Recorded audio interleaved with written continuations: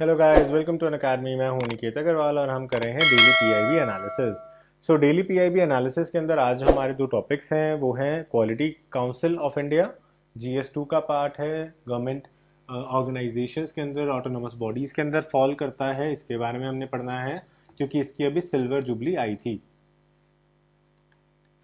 तो इसीलिए इंपॉर्टेंट हो जाती है और यहाँ से आपको जो है क्वेश्चन देखने को मिल सकता है।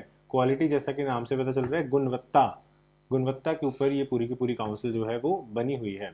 सेकंड आ जाता है emergency credit line guarantee scheme. Again GS two का पार्ट है, government business and government policies, government schemes के अंदर आता है। इसके बारे में हमने डिटेल में चर्चा करनी है। ये आपका मीन्स का पार्ट भी कवर करेगा और आपको कहीं ना कहीं, क्योंकि क्रेडिट लाइन की बात करिए तो इकोनॉमी से रिलेटेड चीज़ भी हो जाती है, तो इकोनॉमी में भी आपसे पूछा जा सकता है। So let's start. सबसे पहले बात करते हैं क्वालिटी काउंसिल ऑफ इंडिया की। तो क्वालिटी काउंसिल ऑफ इंडिया जो है, अगेन जैसा मैंने आपको बताया, सिल्वर जुबली जो है वो बना रही है और इसका काम जो है वो है कि आपकी क्वालिटी ऑफ प्रोडक्ट्स को असेस करना। 1997 के अंदर इसको बनाया गया था एज एन ऑटोनोमस बॉडी और ये किसके अंदर है? ये government of India plus Indian industries के साथ ये एसोसिएटेड है। इंडियन इंडस्ट्रीज के अंदर कौन कौन आएगा? एसोचैम, यानी कि associate chambers of commerce and industries of India. इसके अलावा CII, confederation of Indian industry, और FICCI, federation of Indian chamber of commerce industry. तो गवर्नमेंट ऑफ इंडिया प्लस ये सारे के सारे लोग जो हैं मिलकर के क्वालिटी काउंसिल ऑफ इंडिया को कंट्रोल करते हैं। इनका जो नया कैंपेन है वो है गुणवत्ता से आत्मनिर्भरता। ये बहुत इंपॉर्टेंट है, ये आपको याद रखना है। तो क्वालिटी चेक को हम किस तरह से आत्मनिर्भर बने, मतलब कि इंडिजीनियस टेक्नोलॉजी से हम क्वालिटी चेक करें, गुणवत्ता मीन्स क्वालिटी, उसके ऊपर यहाँ पे फोकस जो है वो किया जा रहा है गवर्नमेंट ऑफ इंडिया के द्वारा। अगेन इससे क्या होगा, एक तो हमारी बाहर की जो इम्पोर्ट डिपेंडेंसीज हैं वो कम हो जाएंगी और हमारे खुद के देश के अंदर जो है विकास होगा, एम्प्लॉयमेंट अपॉर्चुनिटीज़ भी बढ़ेंगी।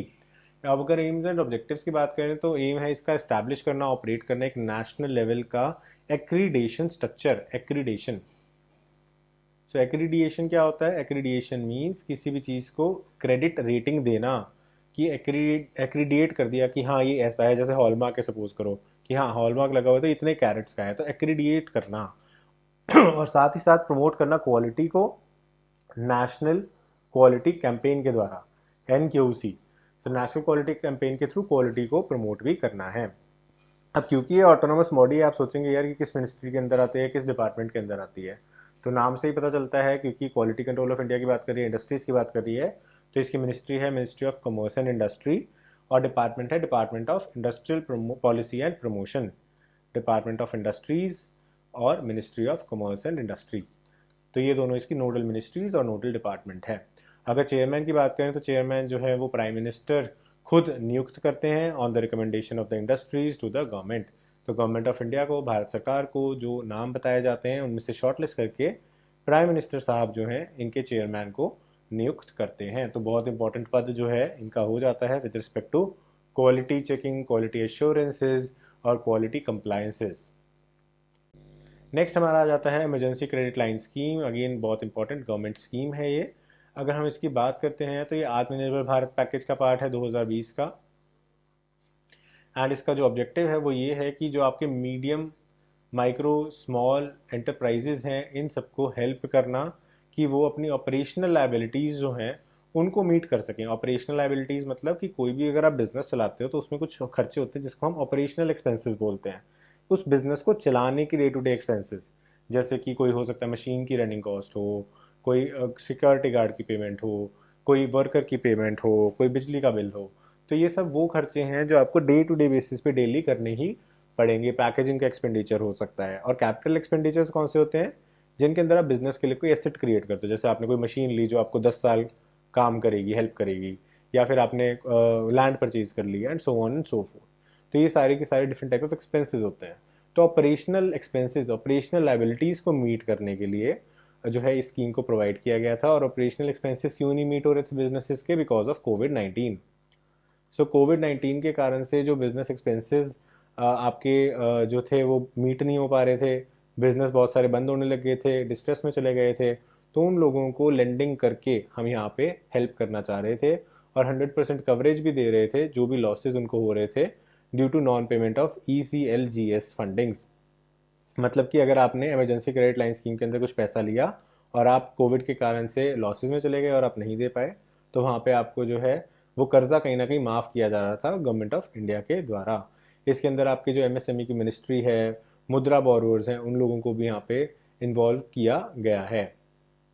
अब अगर एम्स एंड ऑब्जेक्टिव्स की बात करते हैं तो इसका एम जो है वो ये है कि इकोनॉमिक डिस्ट्रेस जो है एमएसएमईज का, उसको हमें ख़त्म करना है। इसके अलावा उनको इंसेंटिव प्रोवाइड करना है। साथ ही साथ जो बैंक्स हैं, फाइनेंशियल इंस्टीट्यूशंस हैं, एनबीएफसीज यानी कि नॉन बैंकिंग फाइनेंशियल इंस्टीट्यूशंस जो क्रेडिट देते हैं यानी कि लोन्स देते हैं, उनको भी अट्रैक्ट करना है कि वो एमएसएमई के बोरोवर्स को लोन्स दें, ताकि एमएसएमई वाले अपना काम कर पाएँ, एंटरप्रेन्योरशिप एबिलिटीज़ जनरेट हों, स्टार्टअप्स क्रिएट हों और एम्प्लॉयमेंट जनरेशन हो। तो ये सारी की सारी चीज़ें आप कह सकते हो आत्मनिर्भर भारत से रिलेटेड हैं, तो इसीलिए इसके अंदर आती हैं। अब ट्रांचेस की बात करें तो इसके अंदर कई सारे ट्रांचेस हैं, ठीक है। तो अगर हम फर्स्ट ट्रांच की बात करते हैं तो 1.0 उसके अंदर एमएसएमई यूनिट्स थे, बिजनेस इंटरप्राइजेस थी, मुद्रा बोरोवर्स थे। उसके बाद एमएसएमई जब ECLGS 2.0 आया था तो उसके अंदर 26 ट्रस्ट सेक्टर्स को आइडेंटिफाई किया गया था कामत कमेटी के द्वारा। उसके बाद हमने 3.0 देखा था जो hospitality, tourism, leisure, sporting, civil aviation, इन सब के अंदर आ गया था। और उसके बाद आ गया था 4.0 जिसके अंदर existing hospital, nursing homes, clinics, medical colleges, इन सब के अंदर आ गया था। तो फोकस जो है वो आप देखते हो टाइम टू टाइम शिफ्ट होता रहता है, लेकिन जो इनिशियली स्टार्ट हुआ था वो कोविड-19 से शुरू हुआ था, लॉकडाउन से शुरू हुआ था, और सबके सब डिस्ट्रेस्ड एमएसएमईज को हेल्प यहाँ पे सरकार के द्वारा की जा रही थी। अब मिनिस्ट्री ऑफ फाइनेंस और डिपार्टमेंट ऑफ फाइनेंशियल सर्विसेज जो है वो इसमें हेल्प करता है कि मैक्सिमम लोन एलिजिबिलिटी जो है हम प्रोवाइड कर सकें डिफरेंट ग्रुप्स को। So with this we have completed the topic. I hope आपको वीडियो अच्छी लगी होगी। अगर अच्छी लगी तो लाइक, सब्सक्राइब एंड शेयर ज़रूर कर दीजिएगा ताकि इससे हमें मोटिवेशन मिलती रहे। अगर आप यूपीएससी सीएससी की अच्छे से प्रिपरेशन करना चाहते हैं तो अब मैं रिकमेंड करूंगा आपको कि आप यूपीएससी का अनअकैडमी का सब्सक्रिप्शन लें जनरल स्टडीज़ के लिए, जिसके अंदर आपको प्लस, आइकॉनिक और लाइट 3 वेरिएंट्स मिल जाते हैं। प्लस वेरिएंट के अंदर आपका फुल कोर्स रहता है। आइकॉनिक के अंदर आपको 1-on-1 लाइव मेंटरशिप मिल जाती है, जिसके अंदर अगर आपको कोई भी सपोर्ट चाहिए, मोटिवेशन है, स्ट्रैटेजी बिल्डिंग है, उसके अंदर आपको एक डेडिकेटेड अनअकैडमी का ट्यूटर जो है आपको लगातार आपके टच में रहेगा, हेल्प करता रहेगा। और अगर आप एक वेटरन एस्पिरेंट हैं, आप ऑलरेडी कई बार तैयारी कर चुके हैं और आपके अंदर कुछ कमियां जो है वो रह गई हैं, जिसके लिए आप सिर्फ टेस्ट सीरीज एक्सेट्रा या रिवीजन क्लासेस को ज्वाइन करना चाहते हैं, तो आप लाइट कोर्स को भी ऑप्ट कर सकते हो। सभी कोर्सेज के अंदर आपको अट्रैक्टिव EMI ऑफर्स और लॉन्ग टर्म प्लान्स के ऊपर डिस्काउंट्स जो हैं वो भी मिल जाएंगे। जो भी कोर्स आप चूज़ करते हैं उसके अंदर पूरे पैसे देने की ज़रूरत नहीं है। आप यूज़ करिए मेरा कोड ANI7, ये मेरा रेफरल कोड है। इसको आप यहाँ पे डालेंगे तो प्राइसेस जो हैं 10% से डिस्काउंट हो जाएंगे किसी भी कोर्स में, किसी भी ड्यूरेशन के कोर्स में। चाहे आप 1 साल का लें, 2 साल का लें, 6 महीने का लें, या फिर आप प्लस लें, आइकॉनिक लें, लाइट लें, सभी में आपको ये बेनिफिट जो है वो मिलेगा। एंड उसके बाद आपको करना क्या है, इसका स्क्रीनशॉट मुझे टेलीग्राम पे भेजना है।